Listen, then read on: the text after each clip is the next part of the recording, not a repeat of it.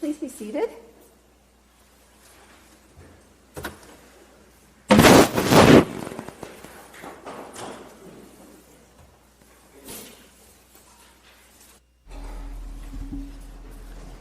Your Honor, may it please Your Honor, the House of Assembly has elected me as their Speaker, though I am but little able to fulfill the important duties thus assigned to me. If in the performance of those duties I should at any time fall into error, I pray that the fault be imputed to me and not to the Assembly, whose servant I am, and who, through me, the better to enable them to discharge their duty to the Queen and country, humbly claim all their undoubted rights and privileges, especially that they may have the freedom of speech in their debates, access to Your Honor's person at all seasonable times, and that their proceedings may receive from Your Honor the most favorable interpretation.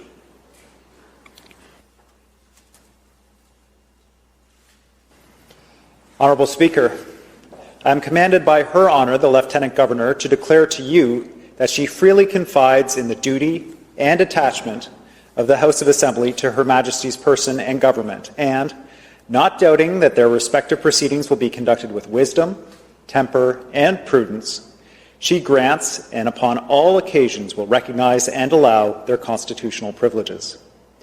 I am commanded also to assure you that the Assembly shall have ready access to Her Honour the Lieutenant Governor upon all seasonable occasions, and that their proceedings, as well as your words and actions, will constantly receive from her the most favourable construction.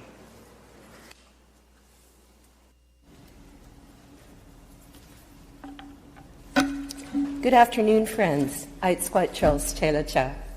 We begin by acknowledging the Lekwungen peoples, the Songhees and Esquimalt First Nations, upon whose traditional lands we are gathered today.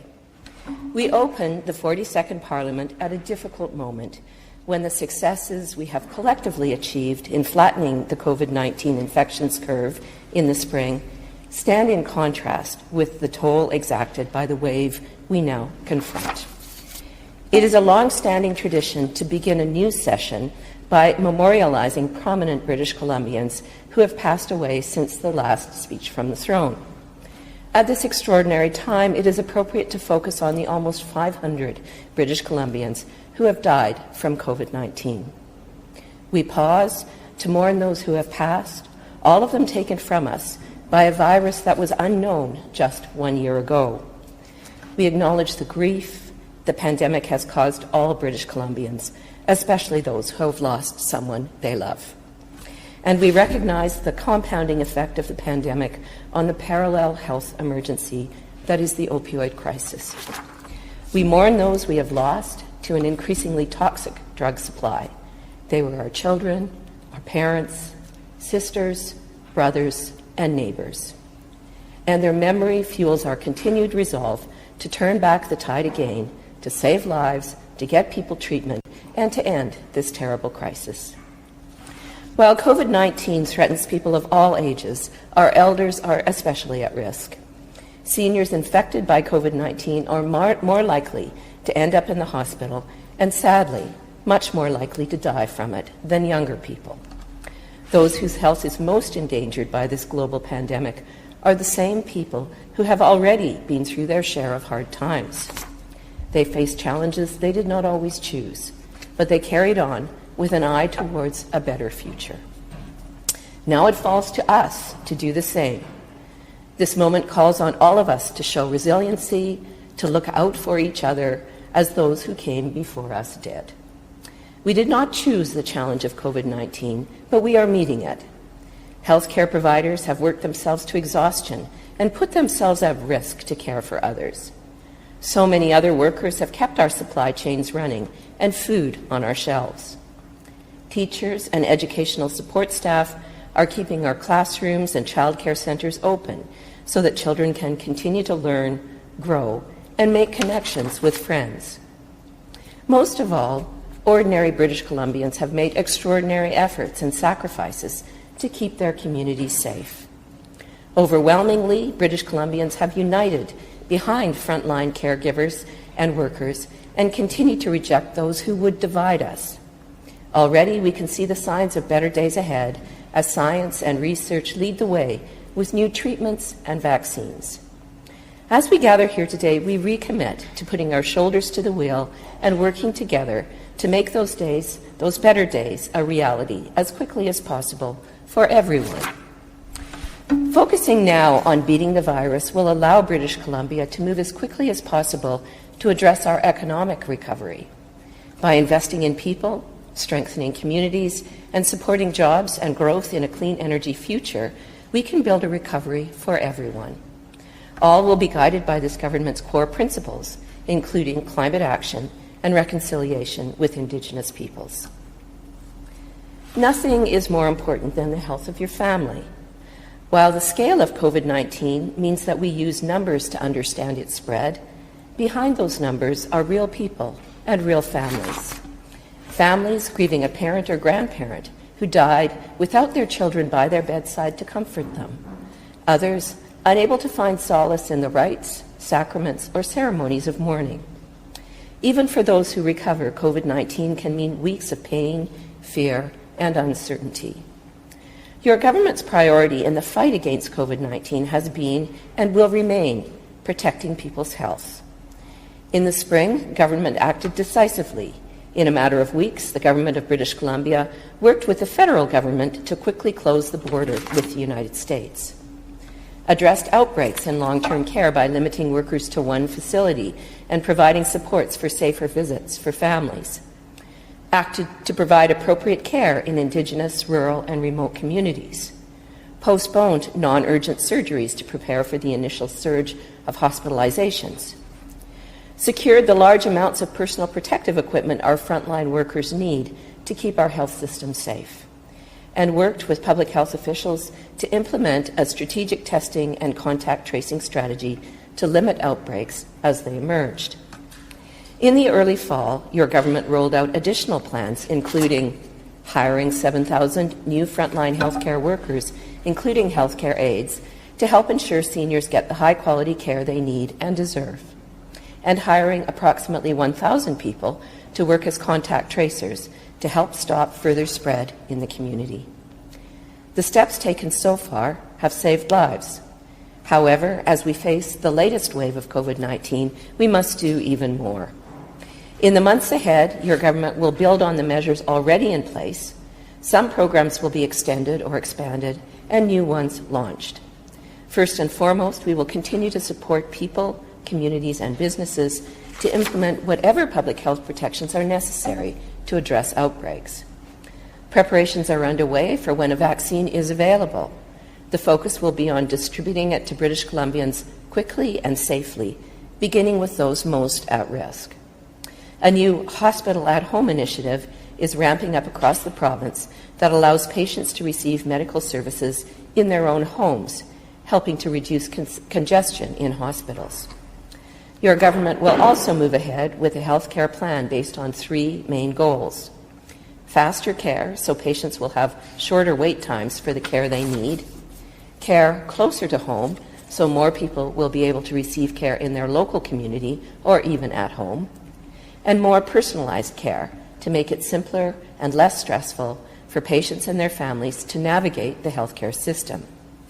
Your government will take action on faster care by adding more MRI machines in high-demand areas to reduce wait times, training, recruiting, and certifying more skilled healthcare professionals, and bringing in new approaches to build on the success of our surgical renewal plan and an increase in diagnostic procedures.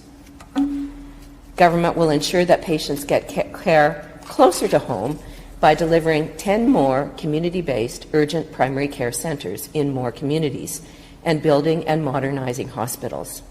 And your government will develop more personalized health care by expanding primary care networks and refocusing on rural health care. It will also work with health employees and unions to hire a workforce that better represents the communities it serves. Keeping seniors safe and allowing them to live with the dignity and independence they deserve are top priorities for your government.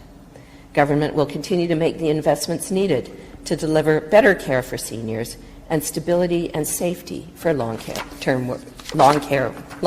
care workers. When COVID-19 hit, BC was an economic leader in Canada. Our province saw robust growth, rising wages, and unemployment at or near the lowest in Canada for 2 years running. Balanced budgets and a AAA credit rating put us in an enviable fiscal position. Over the same time, government made significant investments to benefit British Columbian families, communities, and businesses, and to help make life more affordable for people. Building affordable housing helps more families find good places to live, while helping businesses attract and retain talent. Investments in childcare give children a good start in life, while creating jobs and allowing more people to join the workforce. Fixing roads and bridges shortens commute times and makes life safer, while creating jobs and helping BC businesses get their goods to market. The same applies to the investments and the necessary public health measures that keep people safe during a pandemic. These actions do not restrict economic activity. They are the tools government can use to foster it. In short, healthy people are necessary for a healthy economic recovery. Your government acted quickly to support people during the pandemic. More than 600,000 workers received help from a $1,000 emergency benefit. More than 86,000 renters got the peace of mind that came with temporary rent relief and protection from the threat of eviction. More than 200,000 people on disability and income assistance received crisis supplements. 80% of BC families got more money in their pockets thanks to a doubling of the Enhanced Climate Action Tax Credit. During this first phase, your government's interventions were focused on helping people observe health restrictions without fear of losing their incomes or homes. Businesses received help through property tax cuts, deferred tax payments, and BC Hydro rate relief. These measures have helped protect jobs and businesses. Among the large provinces in Canada, BC has the highest job recovery rate of pre-pandemic employment levels. But, as with fighting the virus itself, now is the time to redouble our efforts. This fall, your government released a robust economic recovery plan. Eligible businesses are already receiving direct support from the plan's various measures, including the Small Business Recovery Grant, the increased employment incentive, and the PST rebate on machinery and equipment. These supports provide direct funding to hard-hit businesses, making it easier for them to invest in the people and capital needed to recover. In the short term, government will support businesses, jobs, and incomes in several ways. Give most British Columbian households direct financial assistance and help support economic activity during the recovery with the BC Recovery Benefit. Reward eligible businesses for hiring. Help thousands of people upskill or reskill and find in-demand jobs in the post-COVID-19 economy. Make it easier for companies to bet on themselves and increase productivity by rebating the PST on capital investments like machinery and equipment. And give renters a bit more financial breathing room. Protecting incomes and businesses will help us realize a strong economic recovery. Other actions will too. Your government will ramp up investments in transportation and infrastructure, which will stimulate growth during the recovery period and benefit British Columbians through shorter commute times and greener transportation. Expanding childcare and early learning is another strong economic development policy. By creating jobs and allowing more parents to work, childcare counts as strategic economic infrastructure every bit as much as roads and highways. In the months ahead, your government will provide millions of dollars to childcare providers to help them deliver COVID-19 safe care, and millions more to school boards and health authorities for renovations to create more spaces. This moment calls for action. The way to get through this difficult time is by following the same approach we used during the first wave, by listening to the experts, supporting healthcare workers on the front lines, and taking care of each other. This government pledges to be there for British Columbians for the long haul. Soon, members of the Legislative Assembly will be asked to vote for the appropriation of funds to make the plans outlined above a reality. Representing British Columbians in the legislature is a privilege and a responsibility. Never more so than in a moment like this.